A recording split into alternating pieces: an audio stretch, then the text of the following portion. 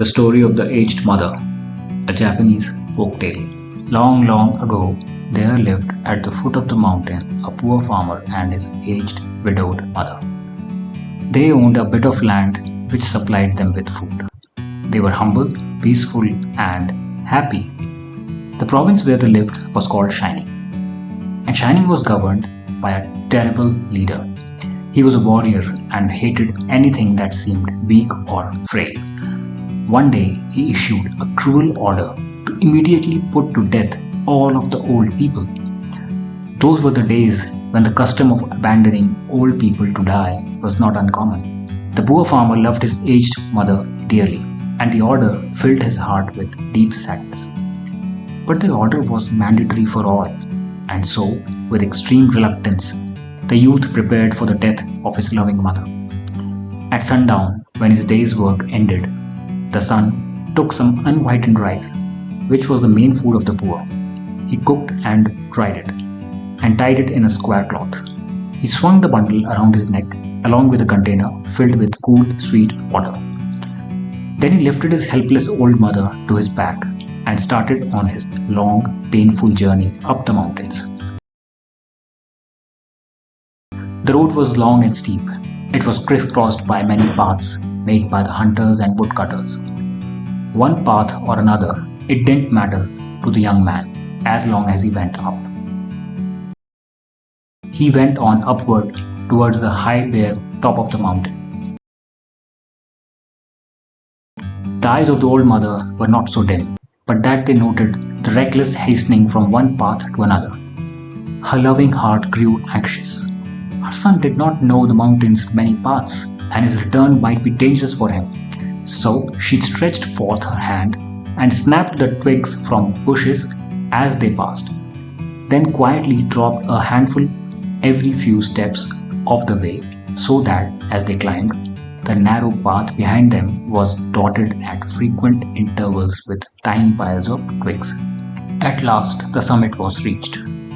Weary and heartsick, the youth gently set down his mother and quietly prepared a place of comfort for her. Gathering fallen pine needles, he made a soft cushion for his old mother to lie down. He wrapped her coat more closely around her stooping shoulders. Then, with tearful eyes and an aching heart, he said farewell. The mother's trembling voice was full of unselfish love as she gave her last advice. "The mountain road is full of dangers, my son," she said. "Look carefully and follow the path marked by the piles of twigs. They will guide you down." The son was surprised and looked back over the path, then at her poor old shriveled hands, all scratched and soiled. His heart broke. Bowing to the ground, the son cried out, "Oh, honorable mother, your kindness breaks my heart. I will not leave you. Together we will follow the path of twigs, and together we will die." And so they hurried down the path, through the shadows and the moonlight, to the little hut in the valley.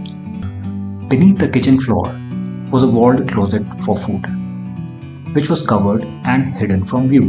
There the son hid his mother, giving her with everything she needed.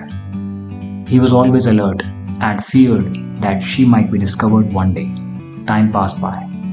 He was beginning to feel safe when again the governor sent forth heralds bearing an unreasonable order.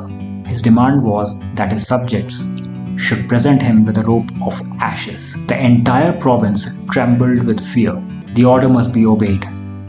But there was no one in the whole Shining province who could make a rope of ashes. One night, in great distress, the son whispered the news to his hidden mother. "Wait," she said, "I will think. Don't worry."